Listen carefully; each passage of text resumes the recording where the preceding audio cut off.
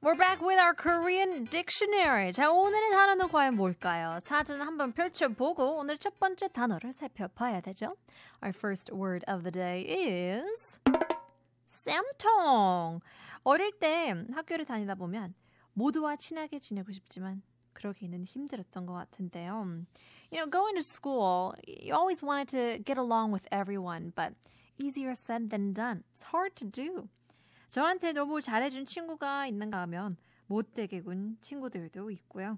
지나고 나니 다 별거 아니지만 그 당시에 나한테 못되게 굴었던 친구가 짓궂은 일이라도 당하면 쌤통인 기분이 들고는 했죠.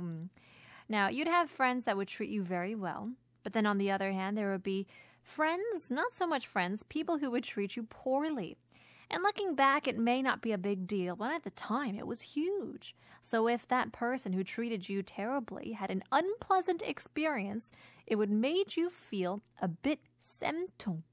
So, 여기서 쌤통이란 남이 낭패 본 것을 고소하게 여길 때 쓰는 말인데요.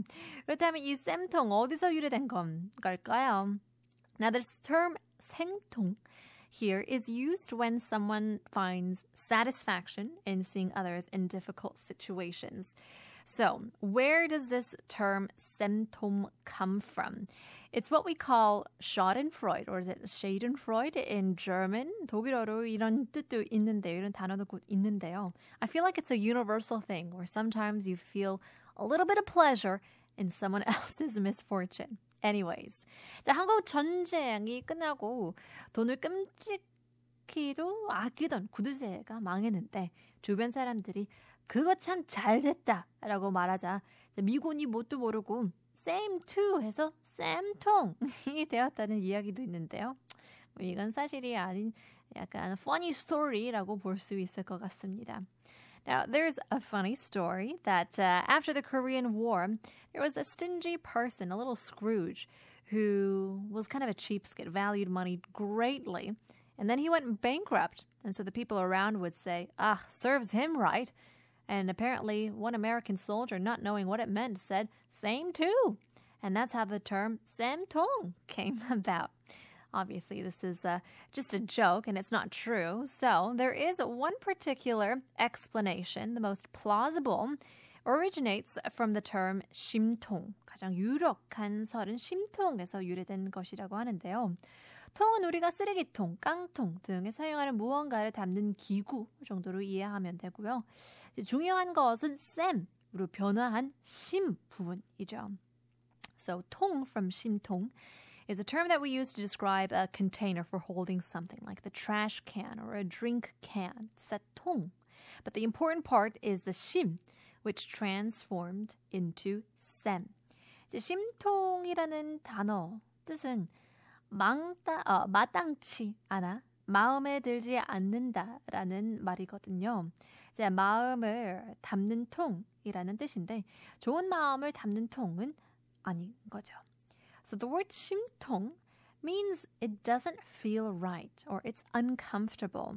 It means a container for the heart, but the container for good feelings. Or maybe not a container for good feelings.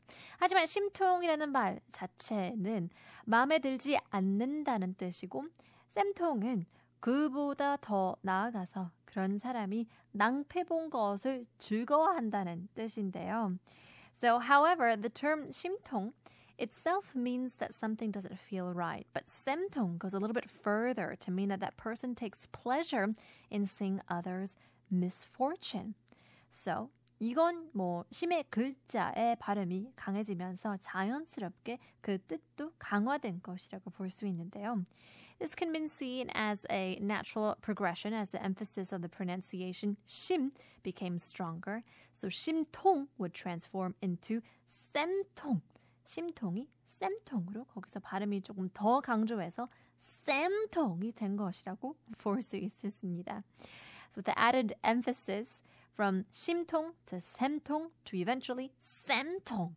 남의 불행을 즐거워하는 쌤통 같은 마음은 좋진 않지만 사람 마음은 어쩔 수 없나 봐요. 그죠? 조금이라도 시원해 볼 수 있죠. It's not a good thing to enjoy others' misfortunes like 심통, like a schadenfreude, but I feel like it's just a universal thing, somewhat inevitable. But in any case, 쌤통에 대해서 알아봤습니다. Here's 자우린, 미안해, 널 미워해.